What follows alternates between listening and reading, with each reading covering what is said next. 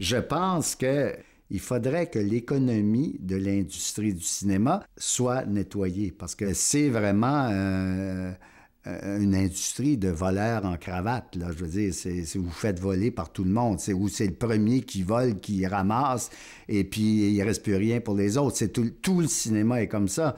Je rencontrais l'autre jour Denis Arcand, avec qui on parlait de ça. C'est presque un scandale mondial, l'industrie du cinéma, mais il n'y a que des gens qui ont atteint un certain âge et qui n'ont plus rien à perdre, qui en parlent ou qui osent en parler un peu, mais tout le monde se fait voler. Alors, c'est pas... Même le gouvernement. Mais tout le monde.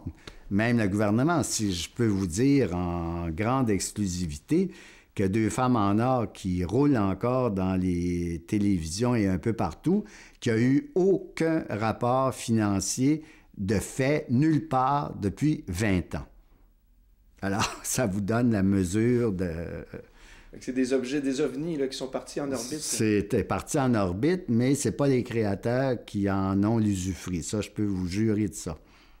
Bien, certainement pas les réalisateurs, parce qu'ils n'ont pas de droit... Non, mais ni personne, finalement. C'est ça qui est un peu... ni personne. Il y a certainement quelqu'un... Je veux dire, je ne peux pas croire qu'on donne à des télévisions en cadeau Deux femmes en or. Il y a quelqu'un qui doit payer quelque chose à quelqu'un. Au moins, je vois au scénariste, vous-même, vous étiez scénariste, est-ce que vous... Non, moi, j'ai rien.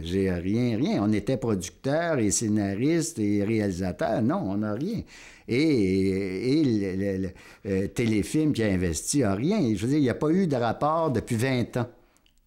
C'est nul, depuis 20 ans. Et il y a d'autres films qu'on a fait où je voyais bien qu'ils jouaient en Italie, un peu partout. Mais on n'a jamais eu d'argent.